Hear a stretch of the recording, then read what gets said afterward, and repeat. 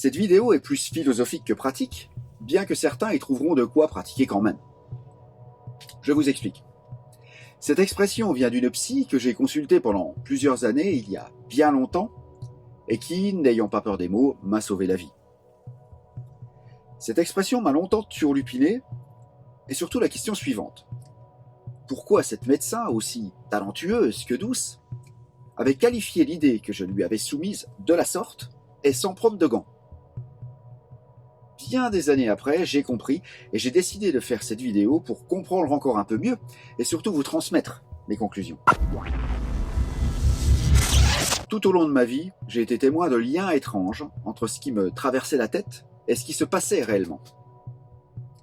Des années et des années avant que je n'entende parler de développement personnel et encore moins de loi d'attraction, je remarquais généralement la chose suivante.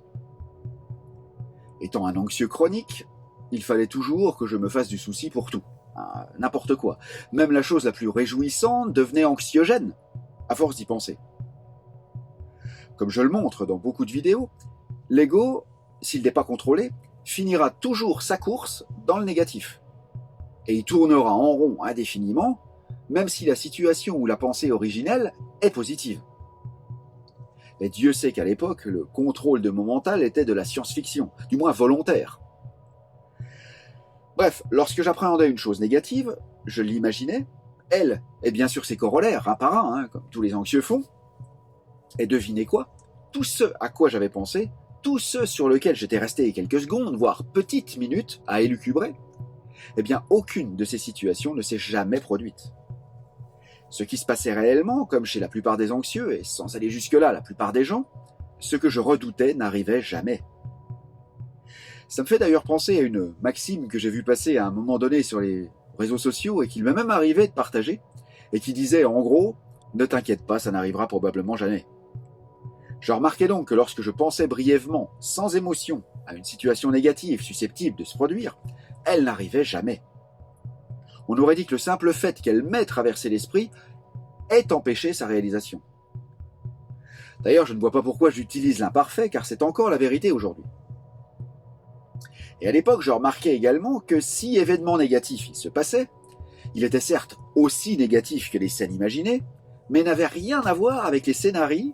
Les choses qui se passaient étaient à 1000 lieues de ce que j'avais imaginé. J'en ai donc très tôt déduit que penser sans émotion à quelque chose de négatif susceptible d'arriver, juste que ça nous traverse l'esprit, neutralisait en quelque sorte sa matérialisation. J'en étais même arrivé à établir chaque fois une liste rapide de conséquences négatives que je déroulais mentalement de façon à conjurer le mal, de façon à neutraliser leur venue, de façon à me protéger du mauvais œil en fait.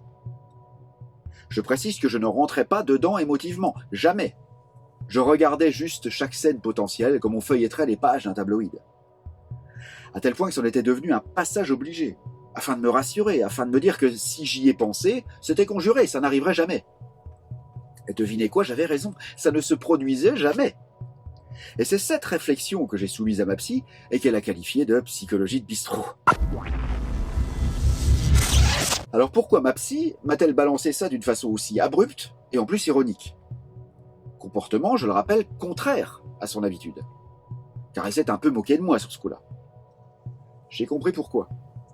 Car tout dans nos infrastructures est basé sur l'irresponsabilité au sens spirituel du terme.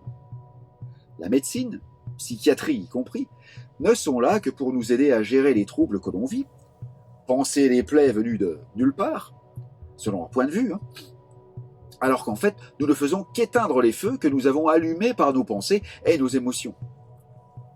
La psychiatrie et la médecine, aussi utiles soient-elles dans le soulagement, se refusent d'admettre la responsabilité spirituelle de tout ce qui nous arrive. Et c'est ici qu'intervient la seconde partie du titre qui met en scène le Ho'oponopono.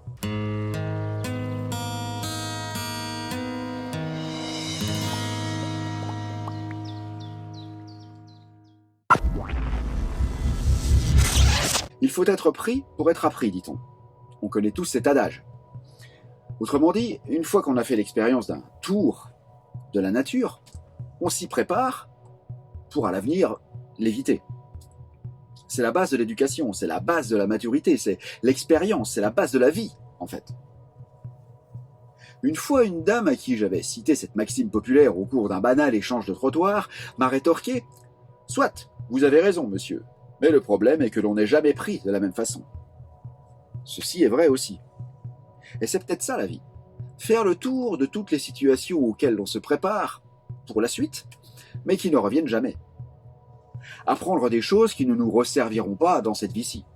Sauf peut-être avec les comportements humains, d'où l'expression « Mais qu'est-ce que tu peux être prévisible, mon pauvre, ou ma pauvre ?»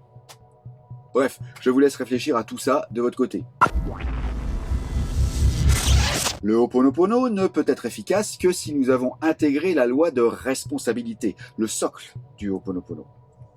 En effet, tout ce qui nous arrive ne provient que d'une seule source, nous-mêmes. Nous avons attiré à nous tout ce que nous vivons, et tout ce que nous vivons ne pourra disparaître que lorsque nous aurons décidé de penser à son inverse et vibrerons à la même fréquence que cet inverse. L'exemple qui consiste à passer en revue toutes les issues négatives possibles d'un hypothétique problème à la manière d'un feuilletage de revue inintéressante sans s'apesantir dessus émotionnellement, est aussi une manière d'empêcher la création de ce qu'on ne veut pas.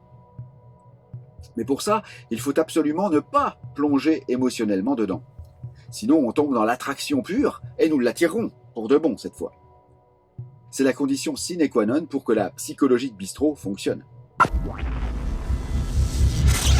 Donc une petite astuce pour conjurer le mauvais sort quand votre ego se joue de vous en vous montrant des scénarios catastrophes et de faire le tour mentalement, rapidement, de toutes les issues négatives possibles en vous disant en vous-même que ça y est, vous les avez vues, qu'elles ne pourront donc pas arriver. Une manière de prendre l'ironie du sort à rebrousse-poil, surtout pour ceux qui pensent que les choses n'arrivent jamais comme ils le souhaitent. Logique, puisque si vous dites ça pour le positif, vous utilisez la même perfidie de l'univers pour ne pas vivre un négatif que vous refusez. Donc là-dessus, vous pouvez même vous accorder le droit d'être fier d'avoir coupé l'herbe sous le pied du mauvais sort, si vous êtes superstitieux. Et une fois que vous en avez fait le tour, ce qui ne devrait pas prendre plus d'une minute, car sinon ça voudrait dire que vous vous apesantissez émotionnellement sur le problème, et là vous allez l'attirer, eh bien ensuite, récitez donc un mantra Ho'oponopono plusieurs fois afin de sceller votre intention sur la matrice. J'insiste sur le fait que cette technique nécessite un contrôle de son mental, de façon à s'empêcher de plonger émotionnellement dans les issues imaginées. À l'époque où j'étais loin de le savoir, je maîtrisais déjà mon mental dans ce sens. Pour moi, il était devenu clair que ressentir ce qu'on ne veut pas était le meilleur moyen de l'attirer. Donc mon conseil ici, si vous n'êtes pas trop maître de votre mental, cantonnez-vous aux moyens de détournement des pensées standards dont je parle dans cette liste de lecture, ainsi qu'à la pratique du Ho'oponopono classique, et ne tentez pas la psychologie de bistrot, sauf en dernier recours. Tout comme un poison à faible dose peut guérir, le poison de chercher le négatif sans s'apesantir dessus pourra guérir votre mental, mais encore une fois, empêchez bien votre ego de chercher la petite bête, car vous l'attirerez et il vous forcera à devenir émotif. Maintenant, vous saurez lui dire non, en ayant quand même entrevu des variantes, les issues possibles du problème, de façon à montrer à l'univers ce dont vous ne voulez pas, et vous amuser avec son côté contradicteur, son côté querelleur, car vous saurez que rien que parce que vous l'avez pensé brièvement, que vous l'avez entrevu, il ne vous l'apportera pas. Voilà les amis, pensez à me mettre un pouce vers le haut, à vous abonner pour cliquer ensuite sur la petite cloche, à commenter avec votre propre expérience, puis à partager avec tous ceux qui pourraient tirer profit de cette petite astuce. Visitez également ma boutique en ligne, didierjérôme.com, où vous trouverez tout ce qu'il faut pour retrouver votre paix, votre sommeil, dialoguer avec votre enfant intérieur, réparer vos journées, guérir votre estime de soi, maigrir en vous amusant, etc. Je vous souhaite la pensée belle.